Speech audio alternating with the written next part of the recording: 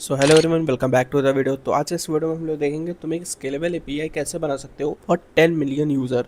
तो इसमें हम ना एक गेट एपीआई बनाने वाले हैं और समझने वाले कि तुम उसको कैसे स्केल करोगे कि वो 10 मिलियन यूज़र को वो हैंडल कर ले। तो सबसे पहले तुम अगर बैनर लेवल पे देखोगे तो उसमें हम क्लाइंट सर्वर मॉडल यूज़ कर रहे होंगे, जिसमें हम लोग मोंगोडीबी का एज अ डेटाबेस यूज़ करेंगे एंड इसमें हम लोग नोड जीएस का यूज़ करेंगे। सो अब होगा क्या, जब यूज़र किसी रिक्वेस्ट को सेंड करता है गेट करने के लिए, तो वो क्या करती है, वो डेटा बेस में डायरेक्ट जाती है, जिससे क्या होता है अगर 10,000 सॉरी 10 मिलियन यूज़र भी अगर उसको रिक्वेस्ट करेंगे तो सीपीयू 100% पे चला जाएगा, हमें बार बार सर्वर में क्रैश हो जाएगा एंड में 502 बैड गेटवे का एरर आएगा। सो इसको पढ़ाने के लिए तो हम क्या कर सकते हैं, सबसे पहले एमवीसी आर्किटेक्चर का यूज़ करेंगे।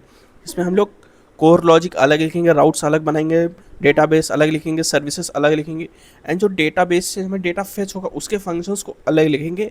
इन द सेम थिंग जो हम सर्वर डॉट जेएस में लिखते हैं वो लिख के अलग अलग सब चीज़ों को लिखेंगे। टाइपस्क्रिप्ट यूज़ कर सकते हो। लेट सपोज तुमने एक यूज़र को रिक्वेस्ट किया उसकी मेल से, एंड हो सकता है मेल की जगह तुम्हें और स्ट्रिंग या कोई नंबर उसको सेंड कर दे। सर बेसिकली मेल जो होती है वो तुम्हारी स्ट्रिंग फॉर्मेट में सेव होती है एंड लेट सपोज कोई उसमें नंबर सेंड कर रहा है, तो तुम ये ना एक स्टैट वो डेटा टाइप चेक लगा सकते हो कि वो अगर नंबर है तो रिक्वेस्ट वहीं पे कैंसिल कर देते हो, तो इससे ना तुम्हारे ना डेटाबेस पे लोड कम पड़ेगा।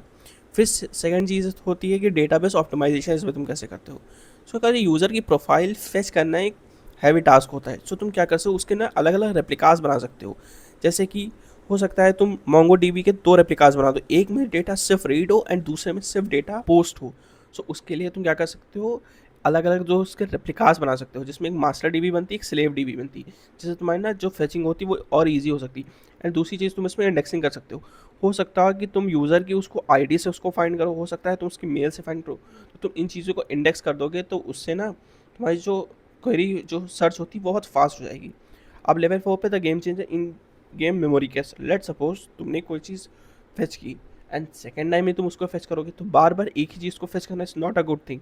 सो तुम क्या कर सकते हो, तुम रेडिस का यूज़ कर सकते हो। रेडिस का यूज़ करके तुम जो रिस्पॉन्स है उसको तुम रैम में स्टोर कर सकते हो, और नेक्स्ट टाइम पे अगर सेम बंदा उसी चीज़ को रिस्पॉन्स मांगता है तो तुम पहले रेडिस में चेक कर दो, अगर रेडिस में वो चीज़ होती है तो उसको रिटर्न कर दोगे, तुम्हें इससे ना डेटाबेस क्वेरी करने की ज़रूरत नहीं पड़ेगी। तो इससे तुम्हारी स्पीड 100x बढ़ जाती है और डेटाबेस पे लोड भी कम आता है। लेवल 5 में तुम horizontal steering and load balancer कर सकते हो।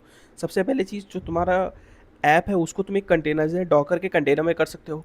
फिर उसके बाद तुम उसमें ना उसके 50 या 60 इंस्टांस को रन कर सकते हो।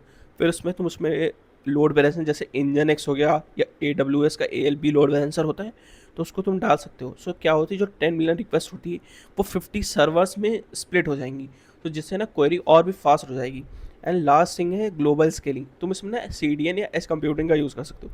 CDN से तुम क्या कर सकते हो, जैसे क्लाउडफेयर का CDN तुम ले सकते हो एंड लेट सपोज तुम इंडिया में बैठे हो, तुम्हें न्यूयॉर्क का डेटा चाहिए, तो तुम डायरेक्ट न्यूयॉर्क के सर्वर पे ना रिक्वेस्ट करके तुम डायरेक्ट रिक्वेस्ट करोगे इंडिया के सर्वर पे, तो CDN क्या करेगा, हर एक जगह के रीजन पे तुम्हारा डेटा ना कॉपी कर देगा, तो जहाँ से तुमको ज़रूरत चाहिए तो वहाँ से तुम डेटा ले सकते हो।